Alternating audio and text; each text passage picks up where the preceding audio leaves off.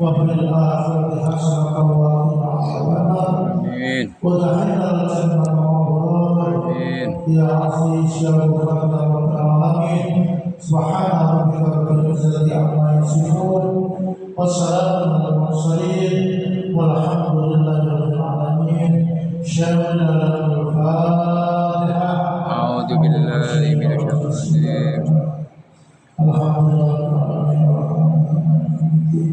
إياك نعبد وإياك نستعين اهدنا الصراط المستقيم صراط الذين أنعمت عليهم غير المغضوب عليهم ولا الضالين آمين. Para jemaah yang dirahmati Allah, pada kesempatan ini saya akan menyampaikan tema tutup bersyukur kepada Allah Subhanahu wa taala. Para jemaah, pengertian syukur menurut Hujjatul Islam Imam Ghazali dalam kitabnya Ihya Ulumuddin halaman 338 mengatakan begini. Ini pengertian syukur menurut Imam Ghazali dalam kitabnya Ihya Ulumuddin. Asyukuru qaulun bil lisan wa tasdiqu bil qalbi wa amalu bil fi'li. Artinya begini. Asyukuru qaulun bil lisan. Syukur itu pertama diucapkan dengan lisan. Ini kata Imam Ghazali. Maksudnya diucapkan dengan kalimat alhamdulillah. Alhamdulillah saya masih ditemukan bulan Ramadan tahun ini. Diucapkan alhamdulillah. Alhamdulillah saya masih dipertemukan dengan bulan Ramadan tahun ini. Sedangkan sahabat kami ada yang sudah pulang ke Allah. Dan alhamdulillah diperbanyak alhamdulillah alhamdulillah. Yang kedua kata beliau wa tasdiqu bil qalbi, dan dibenarkan dengan hati. Jadi hatinya membenarkan dengan senang hati. Jadi hatinya gembira, hatinya senang sekali karena bertemu dengan bulan Ramadan. Ini namanya syukur. Tidak sampai itu saja kata Imam Ghazali wa amalu bil fi'li, dan dibuktikan dengan perbuatan. Jadi lisannya alhamdulillah, hati yang merasa senang, tapi dibuktikan dengan perbuatan. Apa itu? Melakukan ibadah. Contohnya begini. Kita bertemu bulan Ramadan tahun ini sangat syukur sekali dengan ucapan alhamdulillah, hati kita merasa senang, tapi tidak cukup itu, kita harus beribadah bulan Ramadan.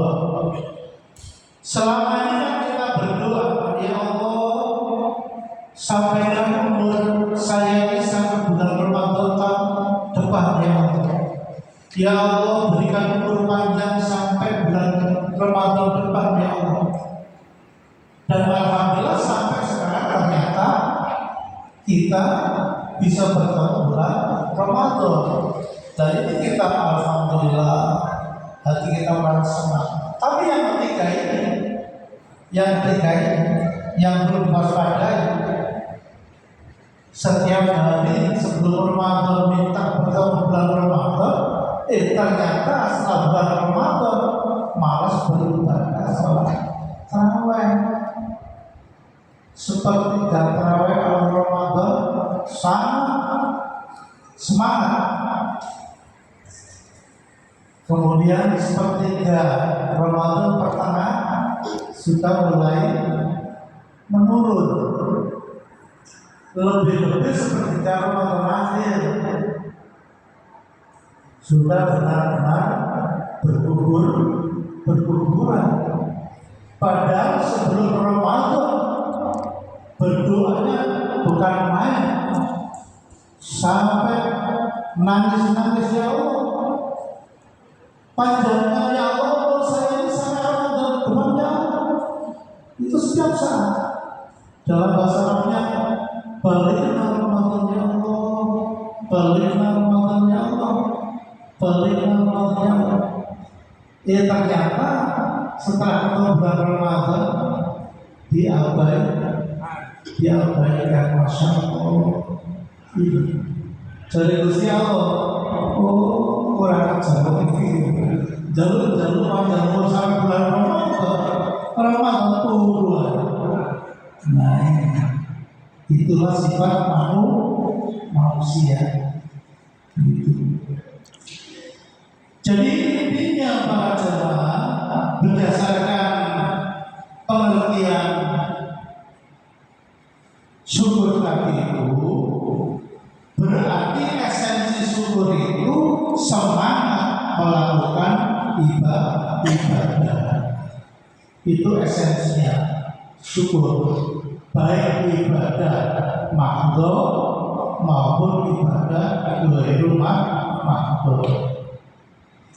Dari pernyataan ini berarti mafhum mukhalafatnya, orang yang belum semangat melakukan ibadah itu berarti belum menunjukkan syukurnya kepada Allah.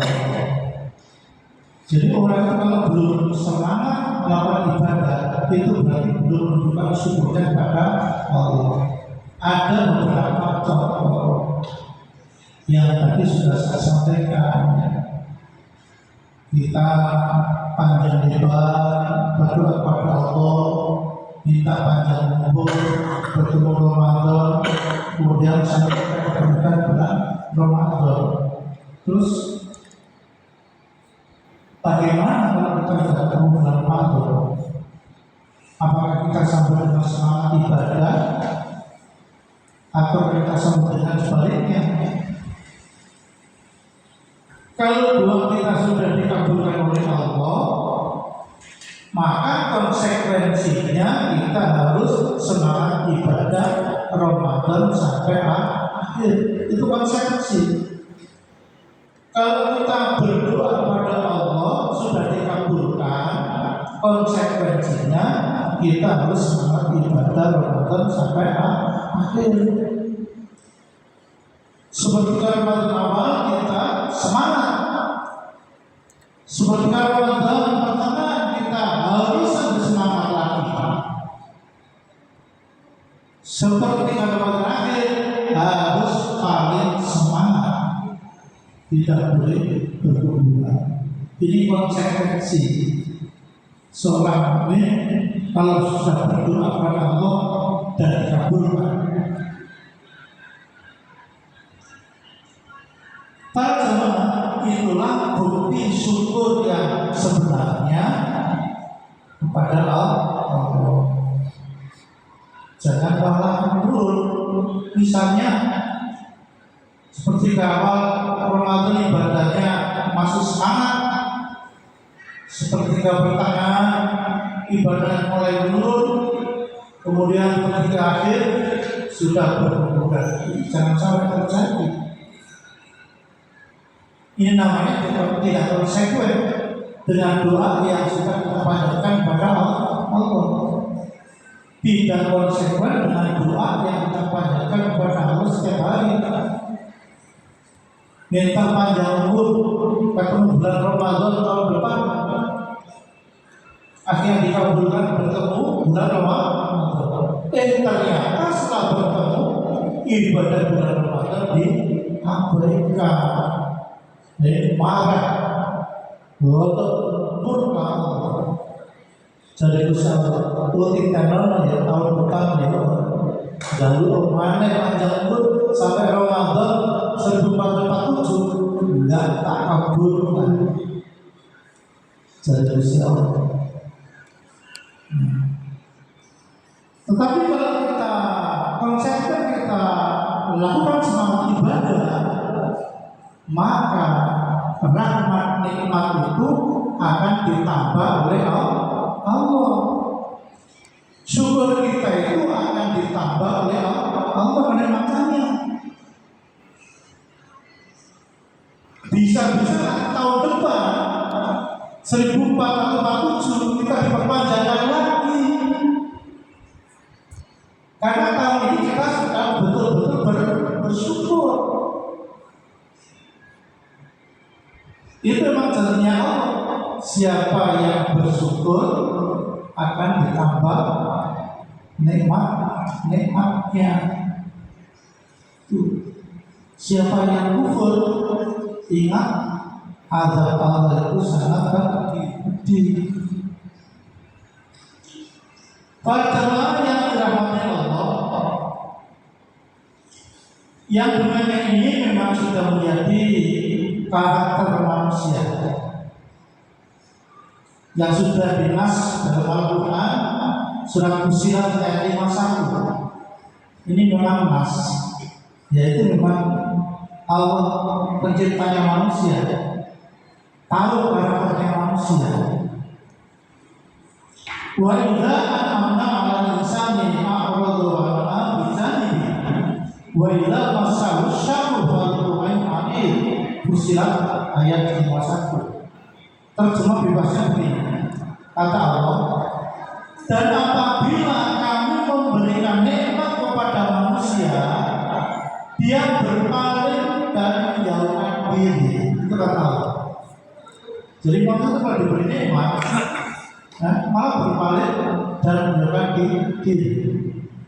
Tetapi apabila dia ditimpa malapetaka, dia berdoa sampai nangis-nangis sampai nyeyeh. Itu karakter manusia. Ini kata Allah. Jadi benar. Sebelum Ramadan berdoa sampai nangis-nangis ingin ketemu Ramadan, baru ketemu Ramadan beradas. Nah itu namanya kita sekuler.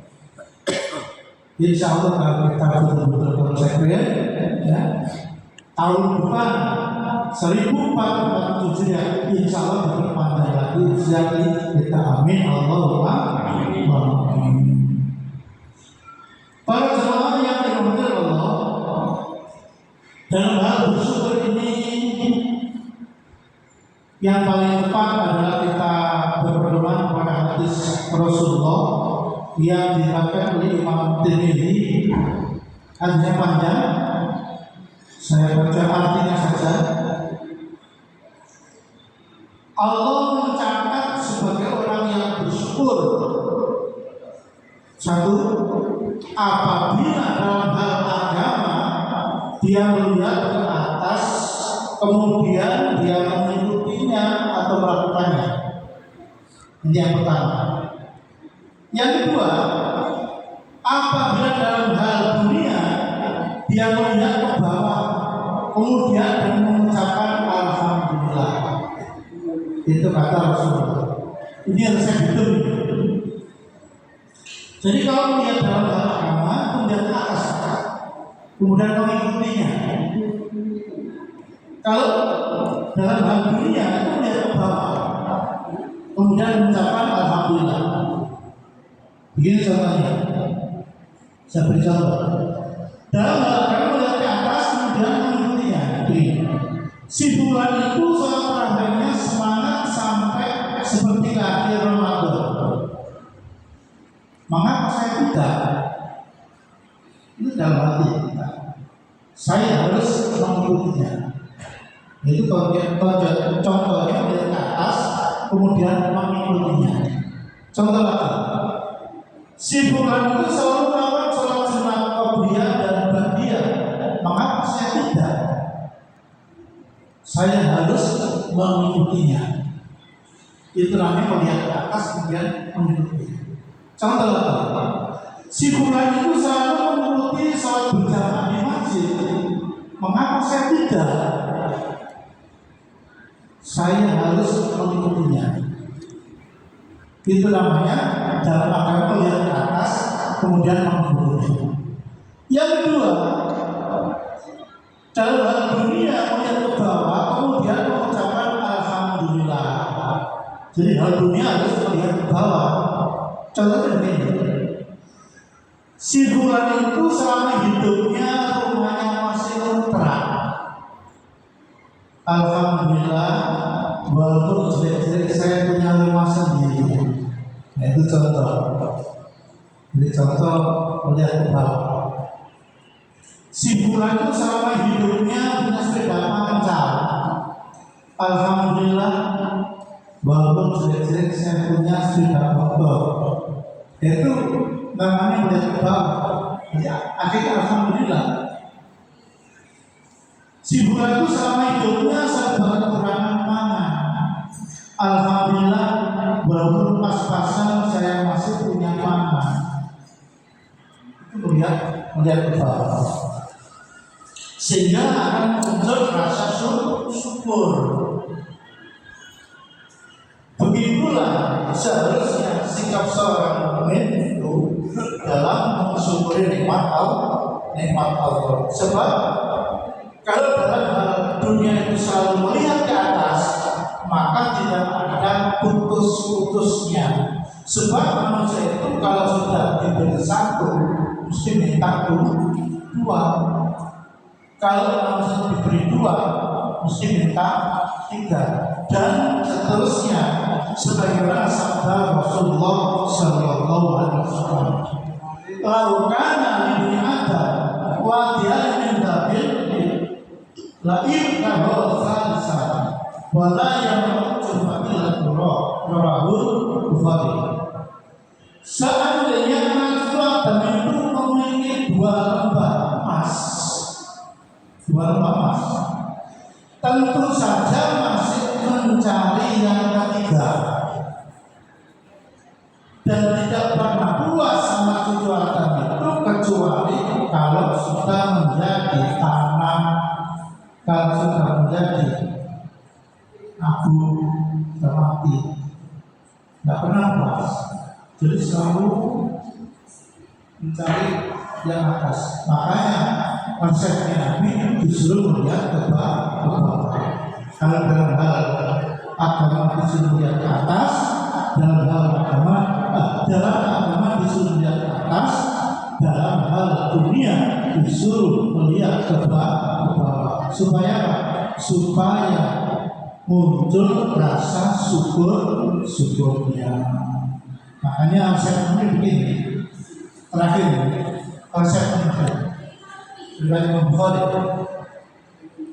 wa kun qana'an takun askurun nas, dan jadilah kamu orang yang qana'ah, orang yang terima, maka yang demikian kamu akan menjadi manusia yang banyak bersyukur. Ternyata di hadis ini orang yang banyak bersyukur itu orang yang orang yang diterima. Orang saiki diterima disyukur. Jadi Nabi, ini saiki ada syukur, apa maknanya tambah syukur. Makanya walaupun sedikit kita syukur. Kita ini fakir, tidak punya apa-apa.